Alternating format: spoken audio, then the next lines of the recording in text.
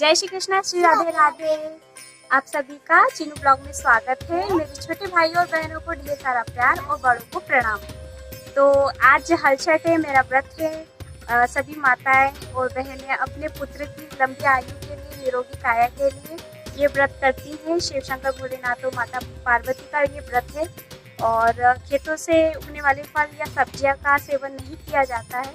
तो हमारे गांव में किस प्रकार से पूजा की जाती है, व्रत रखा जाता है, तो चलिए हमारे व्रत में सम्मिलित होइए। ज़्यादा से ज़्यादा हमारे चैनल को देखिए, शेयर कीजिए, लाइक कीजिए। और जिन्होंने अभी तक सब्सक्राइब नहीं किया है वो हमारे चैनल को सब्सक्राइब करना ना भूलें।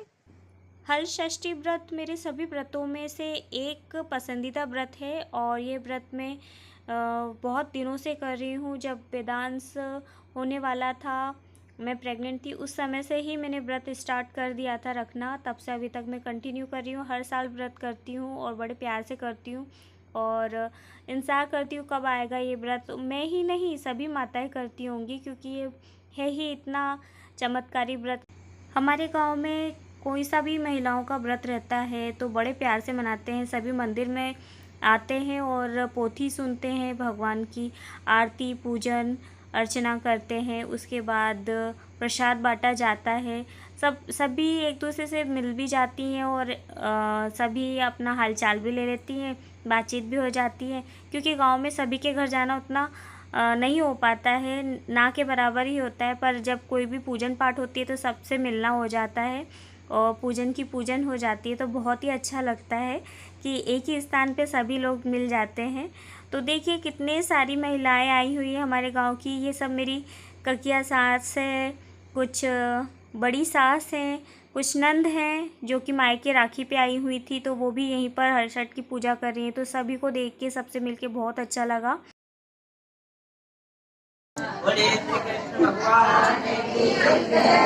राजा युधिष्ठिर ने भगवान श्री कृष्ण से कहा, हे आपके तो शोक से पीड़ित होकर मैं जी नहीं सके, हे देव इस प्रकार स्त्रियों ने। और देखिए कितने सारे श्रीफल हैं, पूजा का सामान है, सभी ने चढ़ाया है। वहाँ इतना हो गया था कि वहाँ पे जगह ही नहीं बची थी और मंदिर भी पूरा भरा गया था। फिर पंडित जी आ गए थे, उन्होंने फिर पोथी सुनाई। बहुत ही अच्छा लगा सुनकर।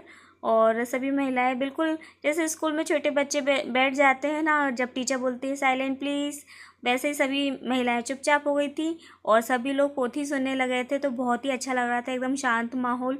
और फिर पूरी कहानी सुनी, बहुत ही अच्छा लगा।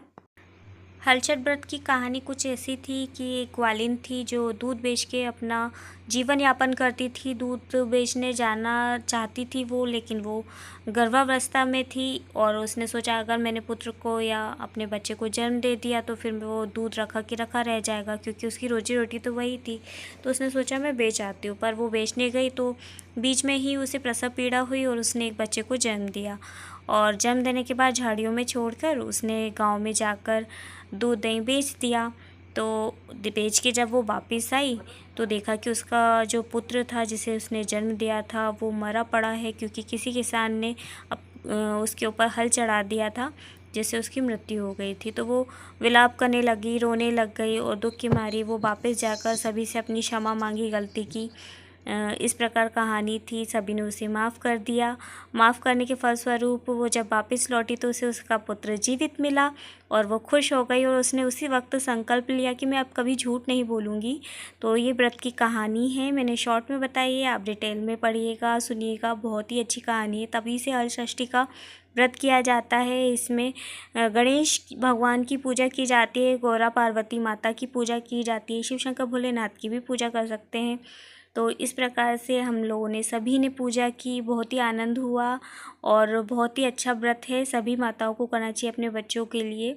बहुत ही आसान है। इसमें सिर्फ हमें जो कुछ नियम हैं, इसमें हमें खेत का भोजन नहीं करना, खेत से उगे हुए फसल का, फल का और भैंस के दूध का सेवन करना है, उसकी ही हमको चाय या जो भी और महुए के फल का भोजन करना चाहिए।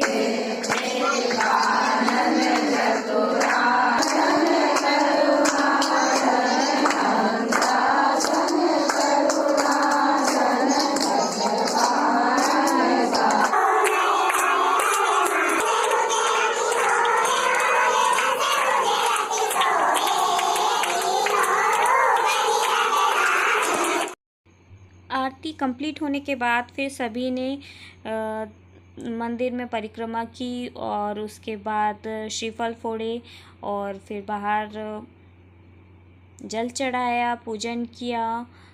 यहाँ अकाव का पेड़ है, समी का पेड़ है और भी वृक्ष हैं, पूजनीय वृक्ष है सभी, तो उन्हीं सभी की पूजा की, जल चढ़ाया। और उसके बाद मुझे वहाँ पे मिला एक छुई मुई का पेड़, बहुत ही क्यूट सा, तो थोड़ी सी मस्ती भी करी। छुई मुई उसको छूते से ही पत्तियाँ बंद हो रही थी, तो मुझे बहुत अच्छा लग रहा था। पूजा पाठ छोड़ के मैं खेलना चालू कर दी थी। उसके बाद फिर बच्चों ने श्रीफल फोड़ना चालू किया था, उनसे फूट नहीं रहा था, फिर भी कोशिश पूरी कर रहे थे वो। फिर अपने बड़े बुज़ुर्गों के जितने भी, क्योंकि गांव में ना सभी जो बड़ी उम्र की लेडीज़ रहती हैं वो अधिकतर काकी सास, दादी सास, यही रहती हैं, तो प्रसाद भी बांटा और आशीर्वाद भी सभी का लिया मंदिरों में।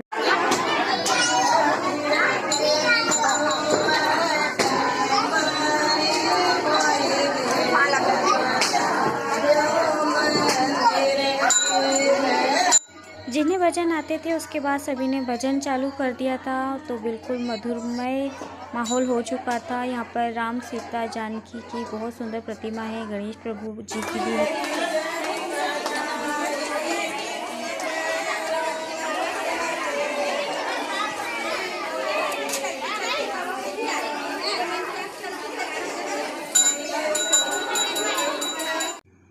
आरती पूजन परिक्रमा के बाद प्रसाद लिया और फिर हम लौट पड़े हमारे घर की तरफ। सभी महिलाएं जिस भीड़ उमंग के साथ भीड़ अंदर गई थी मंदिर में, उसी भीड़ के साथ वापस भी आई, क्योंकि अब सभी को लगाई थी भूख। घर पहुंच के सबको प्रसाद देने के बाद फिर खाने की भी तो तैयारी करनी थी, तो फटाफट पर मेरी बातें तो ख़त्म होती नहीं है, तो मैं तो लगी थी चाची जी से बात करने में। उसके बाद घर पहुँच गए हम, चीनू को संभाला और फिर प्रसाद दिया सभी को।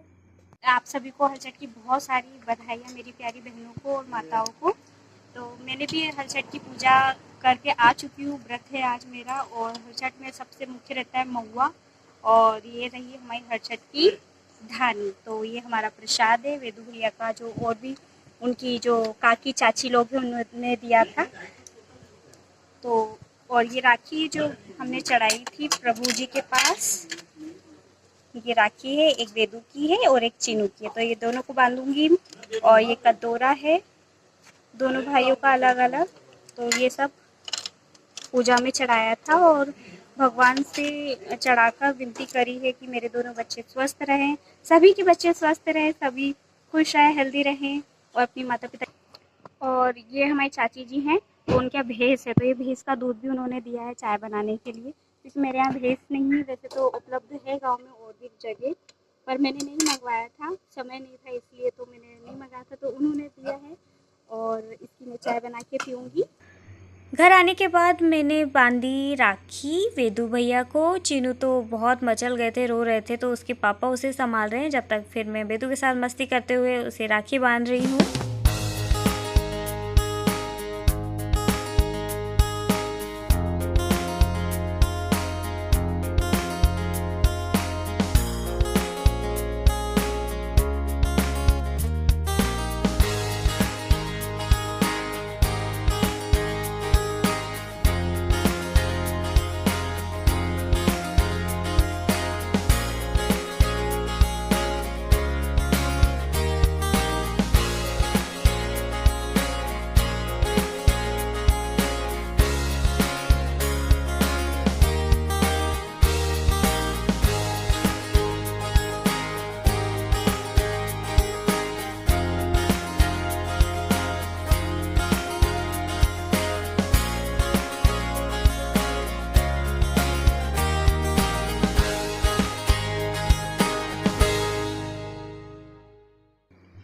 राखी कटोरा बांधने के बाद आती है पेट पूजा की बारी।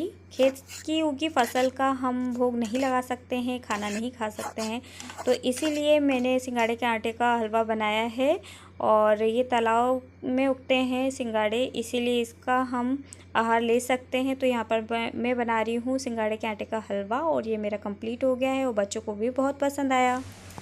आज का व्रत हमारा कंप्लीट हुआ और आज का बहुत ही स्पेशल दिन है। अपने बच्चों के लिए मैंने व्रत किया है, सभी माताओं ने किया होगा, तो सभी को बहुत सारी बधाइयाँ हलचट की। भगवान से प्रार्थना करती हूँ कि सभी की मनोकामनाएं पूर्ण करे और सभी के बच्चे स्वस्थ रहें, हेल्दी रहें और यूं ही मुस्कुराते रहें। तो आज के ब्लॉग में बस इतना ही। आप सभी को प्रेम से भरा Shri Radhe Radhe. Thanks for watching.